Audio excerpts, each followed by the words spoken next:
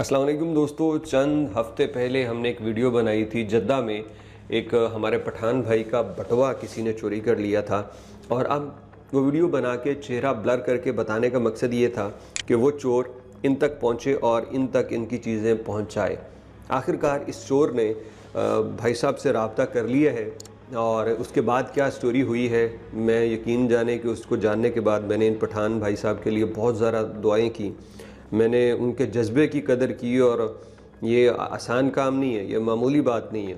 और मुझे ये पता है कि ये जो हमारा पठान भाई है, इसको अल्लाह ने इतना नवाजना है, इतना नवाजना है कि ये कहेगा कि काश मैं ज़िंदगी में ऐसे और भी मेरे साथ वाक़यात होते और मैं उसमें ऐसा ही अमल करता जो मैंने यहाँ किया। अब उसका मकसद ये नहीं है कि लोगों को बेवकूफ़ बनाना शुरू कर दिया जाए।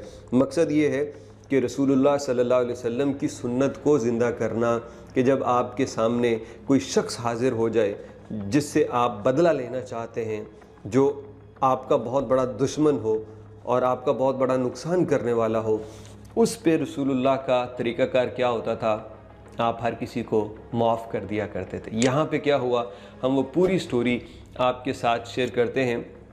उन भाई साहब ने हमें मैसेज किया और बताया कि आदिल भाई, आखिरकार आज उस चोर का मुझे फ़ोन आया था और उसने कहा था कि भाई मैंने वीडियो देख ली है और वहीं से नंबर लेके मैं आपसे रब्ता कर रहा हूँ। मैं बहुत शर्मिंदा हूँ कि मैंने आपका वो बटवा चुराया।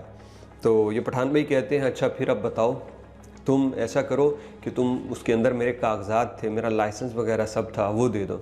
उसने कहा भाई मेरी बात पहले सुन लो, और वो ये है कि आपके बटवे से मैंने पैसे निकालने के बाद, जितने भी रियाल थे वो सारे निकालने के बाद, बटवा मैंने रास्ते में फेंक दिया था। और वीडियो देखने के बाद मैं दोबारा उस जगह पे गया, लेकिन वो काफ़ी वक्त बीत चुका था, लिहाजा मुझे वहाँ पे आपका पर्स नहीं मिला। क्यों मैं इसलिए शर्मिंदा हूँ कि वो जो मैंने आपका पर्स उठाया, उसके अंदर जो आपकी कीमती चीज़ें हैं, मैं वो वापस नहीं कर सकता, मेरे पास नहीं है। मैंने वो बहुत कोशिश की लेकिन वो मुझे नहीं मिल सकी। और मुझे इसलिए माफ़ करना कि मैं उस वक्त बहुत मजबूरी में था, मेरी माँ को इलाज चल रहा था, उसके लिए मुझे पैसे चाहिए थे वगैरह वगैरह। अब मैं इन चीज़ों पे बिलीव नहीं करूँगा। मैं माफ़ तो कर दूँगा लेकिन मैं इतना बेवकूफ़ नहीं बनूँगा कि मैं ऐसी बातों पे फिर यकीन कर लूँ कि माँ बीमार थी तो चोरी कर ली, ये कर ली, ये सारे बहाने होते हैं। लेकिन ये हमारे ये जो टैक्सी ड्राइवर भाई थे, ये बहुत अच्छे इंसान, अल्लाह इनको जज़ा दे, अल्लाह रब्बुल इज़्ज़त जो है इनके काम में बरकतें अता फरमाए। अब मैं यहाँ पे काम करने वाला हूँ, वो ज़रा बाद में।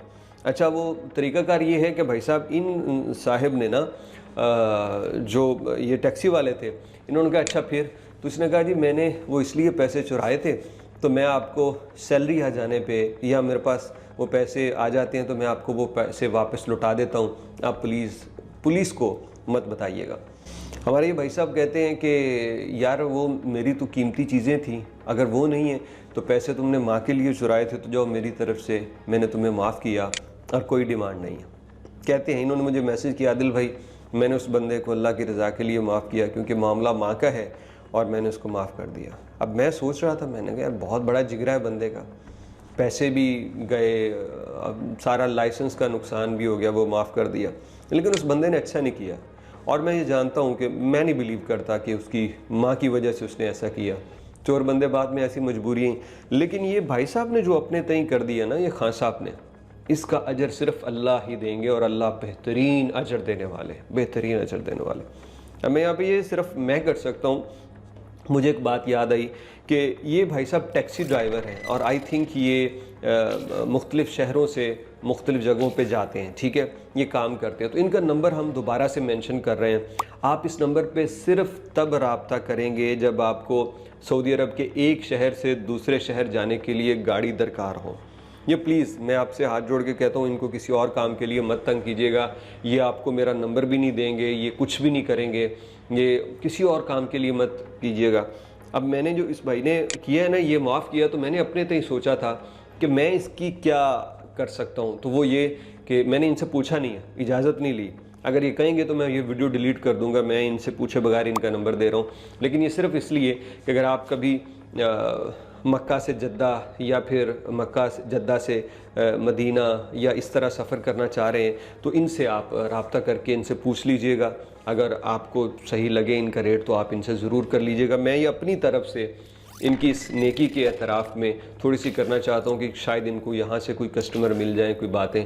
तो अगर मैं इनसे पूछूँ, अगर ये राज़ी हुए तो इंस्टाग्राम पे हम रील बना के तो एक स्टोरी भी बनाएंगे ताकि मज़ीद कस्टमर्स इन तक पहुँचे, और अपने हल्का हबाब में भी लोगों को इन तक पहुँचाएँगे ताकि इनको कुछ फ़ायदा हो सके।